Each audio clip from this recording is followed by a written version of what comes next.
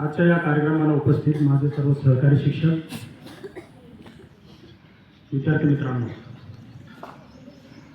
आजचा दिवस म्हणजे साखर उद्योगातील पितामह भीष्म, 24 कॅरेट गोल्ड, सहकार मंत्री, महसूल मंत्री, कोपरगाव तालुक्यात 6 वेळा आमदार पद भूषवलेले, fair and square personality, a beautiful person म्हणजे आपले शंकररावजी कोल्हे साहेब यांचं तृतीय पुण्यस्मरण आज आहे. साहेबांचा जन्म आपणास माहिती आहे 24 मार्च 1929 रोजी एसगाव येथे झाला होता. एका शेतकरी कुटुंबात ऊसतोड कामगाराचा मुलगा आमदार होऊ शकतो. कल्पना करा, 21व्या वर्षामध्ये सरपंच होऊ शकतो. त्याचप्रमाणे 1972 मध्ये विधानसभेमध्ये अपक्ष म्हणून निवडून आले. सहकार मंत्री, अनेक पदे भूषवली. साईबाबा शेती संस्थांचे ट्रस्टी म्हणून काम केले. रयत शिक्षण संस्था आपल्याला माहिती आहे, रयत शिक्षण संस्थे सदस्य म्हणून काम केले. असे बऱ्याच काही गोष्टी आहेत की आपण जोडून पाहिलं आहे. साहेबांसमोर चर्चा झाली आहे. त्यांच्यामध्ये असणारी ती शिस्त, ती स्फूर्ती आणि ते ध्येय जर आपण आठवलं तर आपल्याला कधी कधी वाटतं की आपल्याही मनात असं काही ध्येय असावं. एका शब्दात सांगेल मी साहेबांची जी काही स्फूर्ती होती, लहरों के साथ तो कोई भी इंसान तैर लेता है. सुनो, लहरों के साथ तो कोई भी इंसान तैर लेता है, लेकिन सच्चा इंसान वही होता है जो लहरों को चीर कर आगे निकल जाता है, जो लहरों को चीर कर आगे निकलता है. तुम्हाला माहिती आहे, आफ्रिकामध्ये एक लायबेरिया नावाचा एक छोटा देश आहे. लायबेरिया आफ्रिकामध्ये, त्याची लोकसंख्या आहे फक्त 5 ते 6 लाख.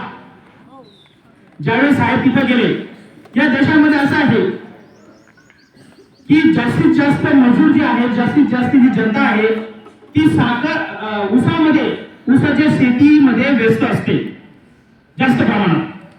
म्हणून त्या ठिकाणी असं म्हणतात की जो साखर उद्योगातला महर्षी असेल तोच त्या देशाचा सर्वेसर्वा असतो, राष्ट्राध्यक्ष असतो. आणि या देशामध्ये एकदा जो साखर कारखाना चालवणारा होता त्याला तो साखर कारखाना चालवण्याचा अनुभव नव्हता आणि साखर कारखाना हा तोट्यात जात होता. त्यावेळी साहेबांनी तो साखर कारखाना विकत घेण्याचे ठरवले. सर्व काही झालं, ठरलं गेलं, पण काही पुढे अडचणी आल्यामुळे तो प्लॅन फिसकटला. पण साहेबांनी एक वाक्य म्हटले होते, हा साखर कारखाना जर का मी घेतला असता तर मी सायबेरियाचा राष्ट्राध्यक्ष झालो असतो. आणि खरं झालं असतं. अशा प्रकारे साहेबांचं त्या ठिकाणी. विद्यार्थी मित्रांनो, तुम्हाला माहिती आहे आपण ज्या सैनिकी स्कूलमध्ये शिकतोय, तुम्हाला माहिती आहे महाराष्ट्र शासनाने 2000 मध्ये प्रत्येक जिल्ह्याला एक सैनिकी स्कूल दिलेलं आहे, अनुदानित. आणि शाळा ह्या बाकी आपण बघितल्या तर अनुदान डायरेक्ट देत नाही, 20%, 40%, आणि मग पुढील ते 40, 60, 80, 90 अशा प्रकारे अनुदान होतं. 100% झाल्यावर मग शिक्षकांचे पगार किंवा शाळेचं काय बिल्डिंग फंड असं ते मिळतं. परंतु शासनाने प्रत्येक जिल्ह्यामध्ये आपल्या देशाचा, महाराष्ट्राचा जास्तीत जास्त विद्यार्थी हे सेवा दलमध्ये, आर्मी, नेव्ही, एअरफोर्स जावेत म्हणून प्रत्येक जिल्ह्याला एक सैनिकी स्कूल देऊन टाकली. तुम्हाला माहिती आहे नाशिकमध्ये आहे बसला मिलिटरी स्कूल, धुळ्यामध्ये आहे छत्रपती शिवाजी सैनिकी स्कूल, जळगावमध्ये अंमळनेरमध्ये विजयराव भाऊजी सैनिकी स्कूल, शिरपूरमध्ये आहे अमरीश पाटील त्यांची सैनिकी स्कूल. या सगळ्या जागी जिल्ह्यात आहे. नांदेड असेल, तुमचा औरंगाबाद असेल, सगळ्या जिल्ह्यांमध्ये एक सैनिकी स्कूल आहे. फक्त अनुदानित ना, ते प्रायव्हेट सोडा, इंग्लिश मीडियम अनुदानित. परंतु आपला नगर जिल्हा असा एकमेव जिल्हा आहे की त्या जिल्ह्यामध्ये 2 सैनिकी स्कूल आणल्या त्या साहेबांमुळे. आपली जिल्ह्याची सैनिकी स्कूल आहे प्रवरानगरला, तुम्हाला माहिती आहे. परंतु मंत्री असताना साहेबांनी एक शब्द टाकला, आमच्या कोपरगावचे ग्रामीण भागातील विद्यार्थी तिथं जाऊन प्रवरानगरला जाऊन सैनिकी एज्युकेशन शिक्षण घेऊ शकत नाही. ते विद्यार्थी ऊसतोड कामगारांची मुलं आहेत, शेतकऱ्यांची मुलं आहेत, ते तेवढे जाऊन तिथं लांब शिक्षण घेऊ शकत नाही. आम्हाला ग्रामीण विद्यार्थ्यांना शिकण्यासाठी सैनिकी स्कूल पाहिजे, सुरू करायची आहे. हा तगादा लावला आणि तुम्हाला सांगतो शासनाने जी.आर. काढलेला होता की एका जिल्ह्यामध्ये एकच सैनिकी स्कूल, परंतु नगर जिल्हा मोठा असल्यामुळे हा एक त्या ठिकाणी प्लेसमेंट मिळाला आणि नगर जिल्ह्यामध्ये 2 सैनिकी स्कूल मिळाल्या. कोणत्याच जिल्ह्यामध्ये अनुदानित 2 सैनिकी स्कूल नाहीत आणि त्यामुळेच आज आपण इथं बसलोय. आज आपण शिक्षण घेताय, तुमच्या समोर मी उभा आहे. हे सगळं साहेबांनी कितीतरी गरीब घरचे विद्यार्थी असतील आज प्री कॅडेट आपल्या कॉलेजला साहेबांनी सुरू केलंय. तुम्हाला माहितीये 3000 विद्यार्थ्यांना फ्री मध्ये कॅम्प दिला होता. 3000 बरोबर आहे सर. 3 ते 4000 विद्यार्थ्यांना त्या ठिकाणी फ्री शिक्षण दिलं कॅम्पचं आणि 1700 विद्यार्थी जवळपास आर्मी, नेव्ही, एअरफोर्स मध्ये भरती झालेले आहेत प्री कॅडेट कॅम्प. म्हणजे बघा, तुम्ही कल्पना करा.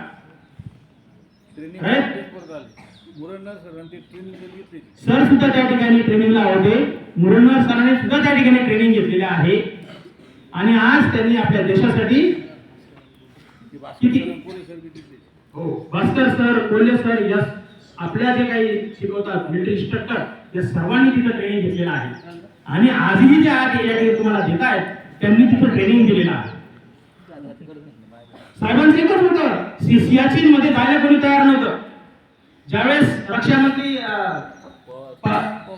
पवार होते, शरद पवार, त्यावेळेस स्वतः गेले आणि त्यांनी डोक्यात कल्पना आणली की मराठा समाजाचे मुलं या ठिकाणी आर्मी नेव्ही मध्ये कमी काय आहेत शेतकऱ्यांचे. त्यांनी फ्री कॅडेट लगेच सुरू केलं ताबडतोब. मुलं येत नव्हते आणि सुरुवातीला मग फ्री एज्युकेशन दिले. फ्री एज्युकेशन त्या मुलांना फ्री मध्ये शिक्षण दिलं आणि विद्यार्थी त्या ठिकाणी सिलेक्ट झाले. बरेच विद्यार्थी भरतीसाठी भरले गेले, पात्र झाले आणि आज भरती होऊन बरेच विद्यार्थी हे रिटायर झाले. आपल्या समोर सर्व काही उदाहरणं आहेत. भास्कर सरांचं उदाहरण तुम्ही सांगणार, कोल्हे सरांचं उदाहरण आपण घेऊ शकतो. अशा भरपूर गोष्टी आहेत. म्हणून साहेबांचं ते एकच होतं, प्रयत्न करायचा. प्रयत्न शेतकऱ्यांसाठी एवढे लढले, पाण्यासाठी एवढे लढले, मंत्रालयात जाऊन धमकावून सांगितले हे असं चालणार, हे असं आम्हाला पाहिजे. मोर्चे काढले शेतकऱ्यांचे, रात्रंदिवस मंत्रालयात तारीख द्यायची, पुढची तारीख तिथे संपून टाकले. तुम्ही फक्त आम्हाला तारखा देता आणि बोलवता.